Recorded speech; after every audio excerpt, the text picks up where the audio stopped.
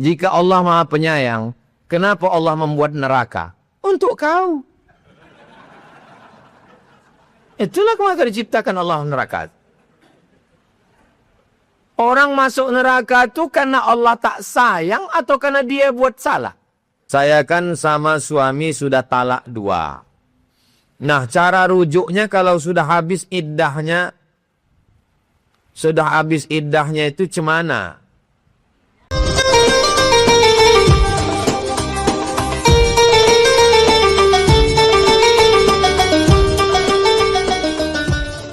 Bismillahirrahmanirrahim. Assalamualaikum warahmatullahi wabarakatuh. Kalau tuan pergi ke Balam, jangan lupa membeli ikan. Dari bunyi sambutan salam, nampaknya jamaah ini belum makan. Alhamdulillah, Allahumma salli ala Sayyidina Muhammad wa ala ali Sayyidina Muhammad. Ustadz pernah mengatakan dalam video, jangan mati sebelum bangun masjid. Coba tolong Ustadz jelaskan apa makna cakap Ustadz, jangan mati sebelum bangun masjid. Ada ungkapan orang, jangan mati sebelum ke Bali. Maksudnya, kalau ada duit, pergilah ke Bali jalan-jalan. Balik dari Bali, mati-matilah. Bukan kata saya, kata orang. Nah, kata saya, jangan mati sebelum masjid, sebelum bangun masjid. Maksudnya kalau ada duit, bangunlah masjid. Bebaskan tanah semeter 2 meter. Tak bisa membangun satu masjid, 1 sak semen. Batu bata, kerikil, kosen, pintu, kubah, AC, toilet, kamar mandi. Supaya kita dapat amal jariah mengalir sampai hari kiamat insyaallah.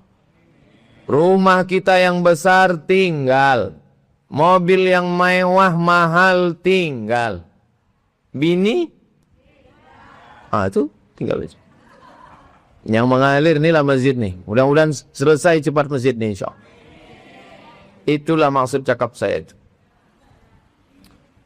Pertanyaan kedua, saya pernah menonton YouTube tausiah Ustadz Somad menjawab pertanyaan jamaah bahwa uang yang dikeluarkan untuk mendaftar ibadah haji harus dikeluarkan zakatnya tiap tahun.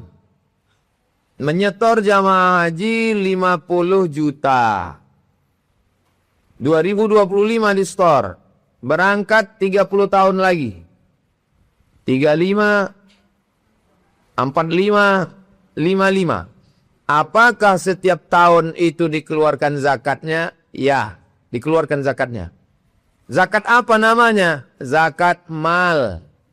Karena itu terhitung sebagai tabungan. Di total semua. Kebetulan di bank rekening Bank Riau Kepri Syariah Ibu, Bapak ada 50 juta. Amin. Dari bunyinya macam tak yakin. Macam marah pula. 50. Ditambahkan 50 tadi yang uang ONH itu. 50 tambah 50 berarti 100 juta. Dikeluarkan zakatnya 2,5%. 2,5 juta tiap tahun. Saya nggak mau keluarkan zakatnya Pak Ustadz. Itu bukan duit saya.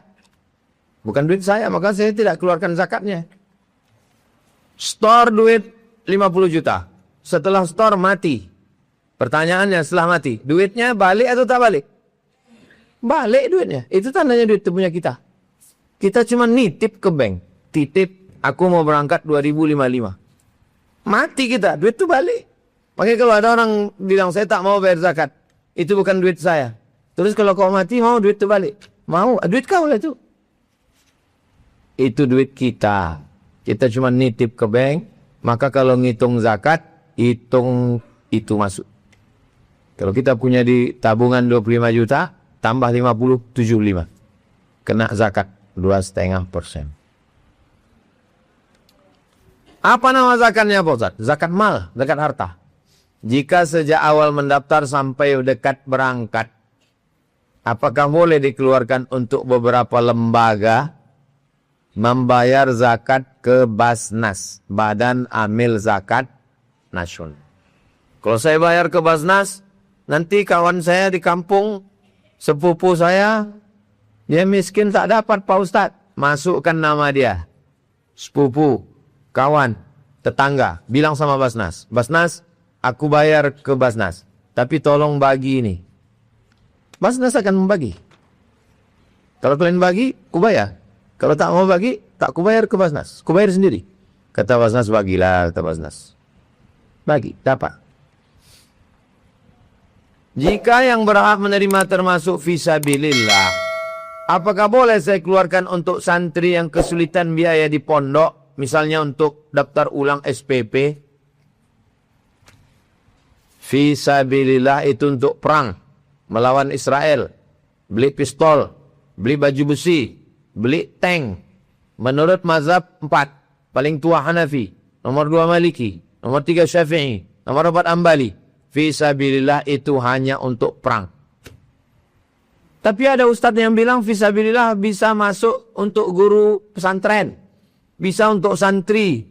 Itu fisabilillah menurut pendapat Imam Fakhruddin Ar-Razi, meninggal tahun 606 Hijrah. Mazhabnya Syafi'i, tapi jarak dia dengan Imam Syafi'i 400 tahun. Pendapat dia ini dikutip oleh ulama Al-Azhar, namanya Syekh Atiyah Soqar. Nama kitabnya Fatawa Al-Azhar. Boleh memakai zakat untuk gaji guru agama. Boleh memakai zakat untuk santri di pesantren. Karena anak pesantren ini juga kalau tamat, dia fisabilillah, menolong agama Allah. Jadi nanti kalau ada ustadz yang mengatakan, enggak boleh, hanya untuk perang saja. Oh, itu yang semarin dari disebut Ustaz Somad. Boleh. Itu berarti Bapak Ibu condong ke pendapat yang boleh apa tak boleh? Terserah. Selama ada pendapat ulama. Jika termasuk fisabilillah, apakah sebagian besar boleh dikeluarkan untuk saudara-saudara di Palestina? Kita waktu penggalangan dana di Masjid An-Nur dapat 11 miliar. Dikirim ke Palestina. Zakat pun ada masuk, zakat profesi pun masuk. Karena melawan Israel. Tapi jangan melalui lembaga yang tidak resmi. Saya hanya mau penggalangan dana melalui Basnas. Karena yang bisa masuk itu hanya melalui G2G. Government to government. Pemerintah ke pemerintah. Kalau tidak kuat, khawatir kita tak masuk, duitnya tak sampai tak kemana-mana. Maka saya kalau diminta penggalangan dana, Tabligh Akbar, saya hanya mau ngasih ikut acara Basnas. Maka waktu di An-Nur itu saya bilang, Basnas saya yang buat, ya, saya ikut. Kalau tidak, saya tak berani. Besar tanggung jawabnya di akhirat. Kalau duit itu tak sampai. Ustadz Somad ceramah di mana-mana. Jangan korupsi. Jangan makan haram. Apa di akhirat? Rupanya satu tempat awas sama koruptor. Nah, Ustadz disiko juga. Ustadz kan tidak ada korupsi. Iyo, batang piti itu tidak sampai ke Palestina. Oh, samanya Wak Buya. Hati-hati yang menggalang dana untuk Palestina. Harus lembaga resmi. Pertanyaan ketiga. Saya membaca tahlil selesai sholat maghrib. Baru separuh kemudian azan isya. Tahlil separuh mana? Tahlil la ilaha illallah. Kalau separuh batu la ilaha. La ilaha. Allahu Akbar, Allahu Akbar. Saya membaca tahlil selesai maghrib. Baru separuh, kemudian azan isya. Bacaan tahlil saya teruskan selesai azan isya. Atau selesai sholat isya, saya meneruskan bacaan tahlil saya untuk ortu dan keluarga yang sudah meninggal dunia. Tahlil tidak ada batasan. Ya ayyuhalladzina amanu ya orang beriman. Uzkurullah, berzikirlah kamu dengan Allah zikran katsira, sebanyak-banyaknya.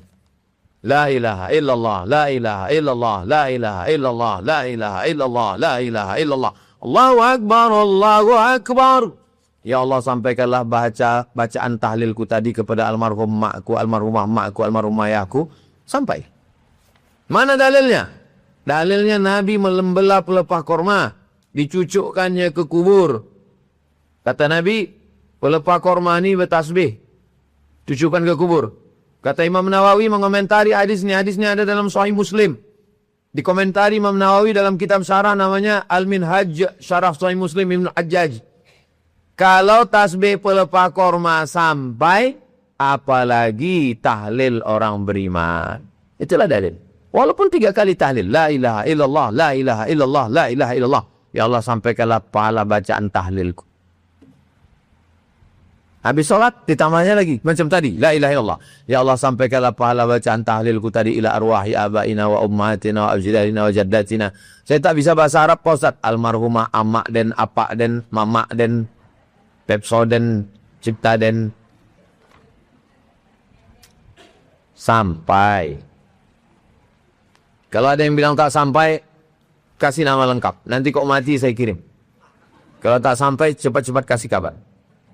Pertanyaan keempat. Assalamualaikum Ustaz. Waalaikumsalam warahmatullahi wabarakatuh. Nama saya Abdul Somad Senamo. Dari Madura. Saya Mator Sekelangkong. Saya artinya apa kabar? Mator Sekelangkong, terima kasih. Saya punya kakak kandung perempuan, menikah dengan seorang laki-laki. Saya sedang menjalin hubungan dengan perempuan sepupunya suami dari kakak kandung saya. Abang ipanya punya sepupu, hanya sedang ada hubungan. Anak dari pamannya suami kakak kandung saya. Iya, sepupunya. Dan saya ingin menjadikan dia istri saya. Apakah boleh saya menikahinya? Jangankan waang. Abang Ipa waang itu boleh nikah semuanya. Jangankan kamu menikahi dia. Abang iparmu itu boleh menikah. Oh, sepupu. Apalagi ini orang lain. Tak ada hubungan nasab. Yang tak boleh dinikahi. Urriman alaikum ummahatukum wa banatukum wa akhawatukum wa ammatukum wa khalatukum wa banatul akhi wa banatul ukhti. Siapa yang haram dinikahi? Ummahatukum, mak kandung. Wa akhawatukum, saudari kandung. Wa ammatukum, saudari ayah awak, makcik awak. Wa khalatukum, saudari mak awak, makcik dari pihak mak. Wa banatul akhi, wa banatul ukhti. Anak saudara. Ambo punya saudara. Saudara ambo kau punya anak. Kemanakan ambo? Tidak boleh menikah. Wa banatul ukhti. Anak saudari perempuan ambo. Wa ummahatukum allati arda'nakum. Ibu yang menyusukan kamu. Waktu ketek dititipkan ke tetangga. Disusukan nyawa. 5 kali konyang. Makanya kalau menyusukan anak hitung. Sekali konyang. 2 kali konyang. 3 kali konyang. 5 kali konyang. Tidak boleh awak nikah sama dia. Tidak boleh nikah sama anaknya. Warabaikumul lati fi hujurikum minallati dakhaltum bihinna. Anak tiri yang kita sempat berhubungan dengan maknya. Nikah awak dengan perempuan. Nyejando. Ada anaknya. Sempat berhubungan sama maknya. Tak boleh awak nikahi anaknya. Tapi kalau waktu akad tu. Habis akad mati maknya. Anaknya gadis. Bisa awak nikah sama anaknya. Dakhaltum bihinna, kalau sempat dukhul, berhubungan kelamin. Adapun sepupu, apalagi sepupu abang ipar. Jauh. Katanya tak boleh nikah sekampung, Pak Ustaz. Sekampung mana boleh, terlalu banyak. Surang dan bila.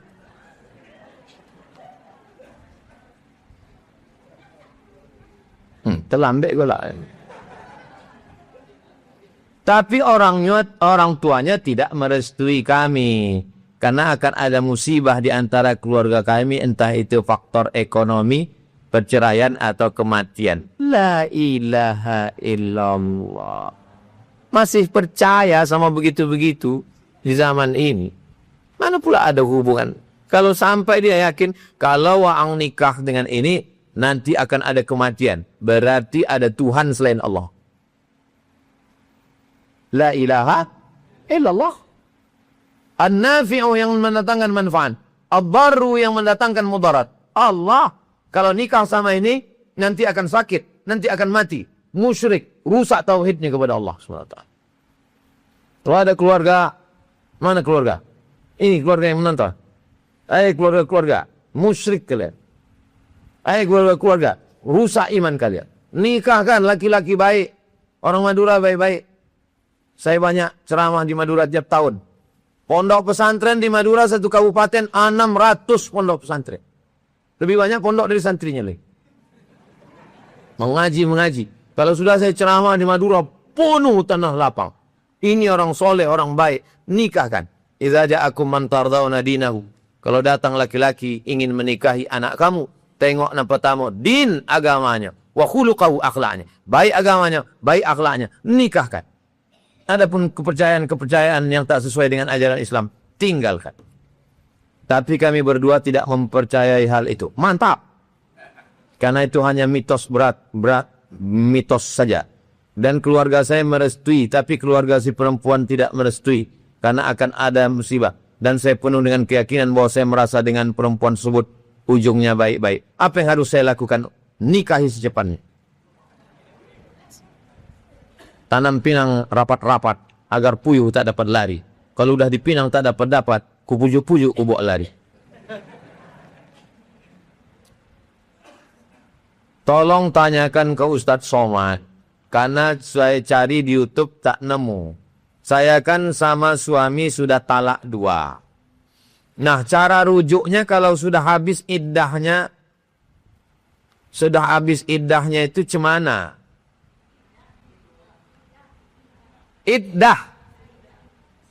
Iddah masa menunggu 3 bulan. Wal mutallaqatu yatarabbasna bi anfusihinna salasata wal mutallaqatu yatarabbasna bi anfusihinna salasata quru. Menunggu 3 bulan, 3 kali suci. Kalau selama sebelum 3 kali suci itu dia rujuk, maka dia tinggal bilang, kalau bahasa kampung awak, I back to you my dear. Nah, balik. Selesai. Tapi kalau sudah habis 3 bulan, maka dia mesti diakad ulang. Ada mempelai laki-laki, ada mempelai perempuan, ada wali, ada 2 saksi, ada mahar, ada ijab, ada qabul. Aku nikahkan engkau dengan anakku dengan mahar sebentuk cincin emas tunai. Sah. Itu namanya pengantin baru stok lama. Pengantin baru memang. Tapi stok lama. Pakai skincare lah. Pertanyaan saya. Apakah kalau terjadi masalah lagi dan suami menjatuhkan talak lagi, itu dihitung talak berapa Pak Ustadz? Talak 3. Berkelahi lagi. Masuk lagi. Talak 3. Kalau lah talak 3 macam mana? La tahillu lahun hatta tankiha zawjan ghairah. Tidak halal, tak boleh rujuk sampai nikah dengan laki-laki lain. Namanya zaman dulu nikah Cino Buto. Zaman dulu namanya nikah Cino Buto. Udah jatuh talak 3 tapi ingin balik juga. Akhirnya dicari Cino Buto di Bagan. Disuruh nikah. Kau nikahi janda talak 3 tu. Tapi yang kau apa-apa kan, oi, katanya. Ini bayar. Itu namanya nikah Cino Buto. Nikah Cino Buto itu dilaknat. La'anallahul muhallil wal muhallalah. Laki-laki yang minta nikahkan orang supaya nikah dengan bininya tadi, dilaknat. Dua-duanya dilaknat Allah. Maka pikir dulu pendapatan, sesal kemudian tiada berguna. Sebelum jatuh itu pikirlah elok. Iyo. 6. Apakah menghibah bisa dimaafkan dosanya? At-taibu minadz dzambi kama la dzambalah. Orang yang bertaubat, taubat nasuha, bersih macam tak berdosa. Dosa kepada Allah. Adapun dosa kepada manusia, minta maaf. Assalamualaikum Bu. Waalaikumsalam. Dulu saya menghibah ibu. Menceritakan suami ibu, anak ibu, menantu ibu, cucu ibu, cucu ibu, semua. Berapa kali? Setiap hari. Maafkan ya Bu ya. Iya, kata dia. Minumlah kopi nih. Habis minum, mati. Rupanya dikasihnya kopi Mirna. 7. Bagaimana cara ikhlas menerima ibu yang menikah lagi? Walladzina tawaffawna minkum wa yudharuna azwaja. Kalau ayahmu mati meninggal dunia, ibumu cuma menunggu arba'ata ashhuri wa asra. Inya menunggu 4 bulan 10 hari. Tanggal 10 Mei mati. Mati ayah awak tanggal 10 Mei. Juni, Juli, Agustus, September. Tanggal 20 September datang uang meminang. Nyo bisa nikah lagi. Tidak perlu menanya anaknya. Nah, mama mau nikah lagi. Setuju ya? Tak perlu, tak ada syarat. Yang penting dia nikah. Tapi kalau hanya sekedar adab, sopan santun, tata krama, menjaga silaturahim, dia bilang, aku menikah lagi nak. Aku tak bisa lama-lama menjanda. Kau kan tahu mak kau ni paling cantik di gang ini. Nanti banyak mengganggu. Aku tak bisa sendirian. Kata anaknya, aku tidak rela. Nanti posisi papa tergantikan. Ayah kau tak ada yang bisa menggantikannya. Akhirnya anaknya menerima.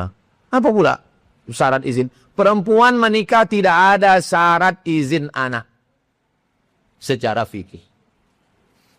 Oke. Tapi anaknya, bagaimana saya bisa menerima ibu saya ini menikah lagi Pak Ustadz? Maka kau mesti banyak belajar fikih. Bahwa ayahmu nanti di surga dikasih Allah bidadari yang lebih cantik daripada emak. Tapi aku tidak mau Pak Ustadz. Aku mau macam emak itu juga. Dikasih Allah Ta'ala bidadari tak terlalu cantik. Macam itulah dia. Jangan khawatir. Allah Subhanahu Wa Ta'ala. Nah, tapi saya tak bisa menerima bapak ini Pak Ustadz. Ya, terima kasihlah. Allah sudah menjaga dia. Mengirimkan laki-laki yang baik, yang amanah. Ibu ini kan menunggu masa mati masih lama. Dia mau jalan-jalan ke mall. Dia mau shopping. Dia mau didampingi laki-laki yang soleh. Dia mau tahajud malam. Dia mau sholat tarawih di An-Nur. Dia mau jalan-jalan. Dia mau liburan. Nah, itu. Jadi jangan kita kalau mau membahagiakan orang tua, ya bukan berarti membahagiakan orang tua. Saya mau bahagiakan ibu. Begitu juga kalau ayah, emak kita mati. Ada orang emaknya mati. Lalu kemudian dibilangnya sama ayahnya, Papa, kalau Papa mau ke Jakarta, ada kakak di sana. Kalau Papa mau ke Medan, ada adik di sana. Kalau Papa mau ke Malaysia, ada saudara kita di sana. Papa mau terbang kemanapun, bebas. Kata bapaknya, yang kau pikirkan kemana aku terbang? Kemana aku hinggap, kau tak kau pikirkan? Aku ini kan burung. Aku mau hinggap juga, kata dia. Kadang anak-anak ini dipikirnya orang tua ini cuma mau terbang aja. Papa mau naik pesawat, kau belikan tiket. Aku pesawat tak penting, aku tak berbini, kata dia. Bahagiakan orang tua kalian, lagi masih hidup. Aku tak bisa, mak ayahku dah mati dua-dua. 8. Jika Allah Maha Penyayang, kenapa Allah membuat neraka? Untuk kau. Itulah kenapa diciptakan Allah neraka. Orang masuk neraka itu karena Allah tak sayang atau karena dia buat salah? Karena dia buat salah. Ada perempuan dari Amerika, dia bilang Tuhan dalam Islam itu Tuhan yang sangat sadis. Tuhan yang sangat kejam. Dibacanya Quran. Kullama nadijat juluduhum. Ketika kulit mereka gosong melepuh kena api neraka. Badalna juludan ghairaha. Diganti kulit yang baru, bakar lagi. Ganti kulit baru, bakar lagi. Ini Tuhannya sadis. Ini Tuhan kalian, ini psikopat Tuhan kalian. Kata dia, Tuhan apa ini? Kata dia, tak percaya. Sekarang dia masuk Islam. Kenapa? Setelah menengok Israel menghajar Gaza, Palestina. Apa kata dia? Memang cocok Tuhan macam itu. Setuju, aku setuju. Jadi kalau ada orang mengatakan, Tuhan itu maha sayang. Kenapa dia ciptakan neraka? Abu Jahal, Abu Lahab, Fir'aun, Namrus, Qarun, kau. Ini mana tempat kalian? Neraka dulu tempat kalian. Pertanyaan 9. Siapa yang memberi nama di surah Al-Quran itu? Inna Allah ya'murukum an tazbahu baqarah. Allah memerintahkan kamu menyembelih lembu. Ada nama Al-Baqarah itu dalam surat itu. Maka ketika sahabat disuruh membaca, Iqra Al-Baqarah. Man qara'a surat Yasin. Man qara'a Yasin fi lailatin asbaha maghfuran lah. Nabi yang menyebut. Tengok hadisnya. Dalam muqaddimah surat Yasin. Tafsir Ibnu Katsir. Man qara'a Yasin fi lailatin. Siapa yang membaca surat Yasin pada suatu malam, asbaha maghfuran lah. Maka pada waktu subuh, dia sudah diampunkan Allah dosanya. Nabi menyebut surat Yasin. Man qara'al mu'awwizataini. Siapa yang membaca dua a'udzu. Qul a'udzu birabbil falaq dengan qul a'udzu birabbin nas. Jadi nama-nama surat itu ada dalam hadis-hadis Nabi. Tengok di dalam muqaddimah tafsir setiap surat. Saya sarankan beli tafsir Ibnu Katsir. Tafsir yang bagus, tidak ada Israiliyatnya, riwayatnya hadis-hadis sahih, mazhabnya Syafi'i, akidahnya Asy'ari, tafsir Ibnu Katsir. Sudah terjemahkan bahasa Indonesia. Saya mau tafsir yang orang Indonesia, Pak Ustaz. Tafsir Al-Azhar. Ditulis oleh orang Danau Maninjau. Haji Abdul Malik Karim Amrullah. Buya Hamka. Allahumma firlahu warhamhu wa'afihi wa'afan.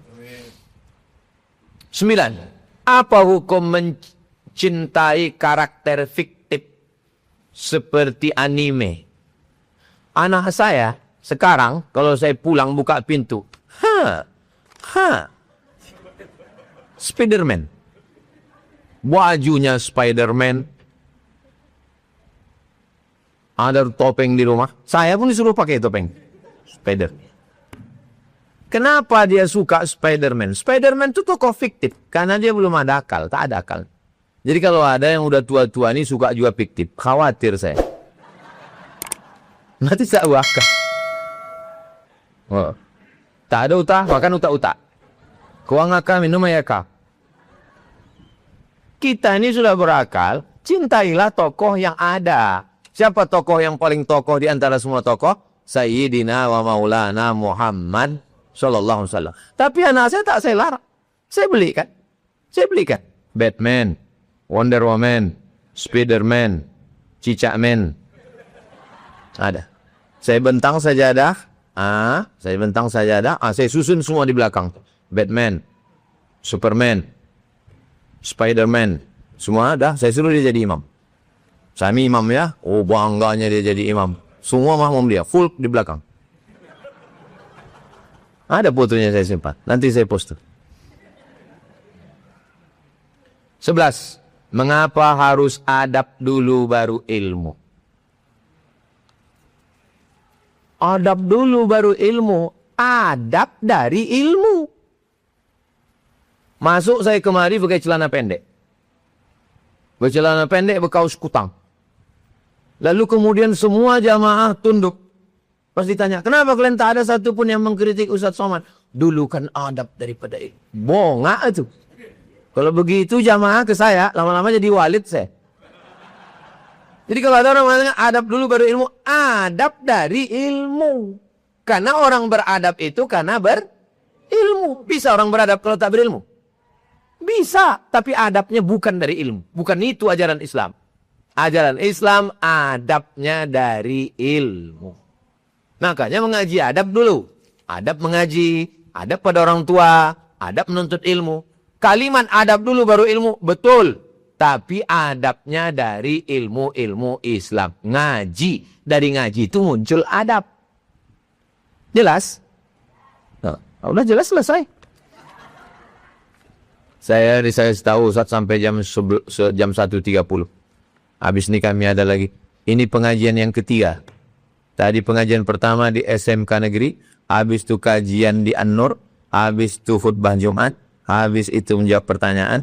Habis ini nanti kajian di ETU. Habis ini nanti kajian di Az-Zahra. Habis itu nanti malam di mandi angin. Tak pula mandi air, mandi angin. Minas. Habis itu besok subuh di Masjid Polda. Habis itu siangnya kepanggil. Terus kapan istirahatnya? Istirahatnya nanti di surga bersama Nabi Muhammad SAW. Kalau ada orang mengatakan istirahatlah Pak Ustaz. Istirahat. Hidup ini tidak pernah istirahat. Nanti kalau anak ini udah sekolah istirahat. Rupanya uang sekolah mahal. Nanti kalau anak ini udah kuliah agak istirahat. Rupanya UKT mahal.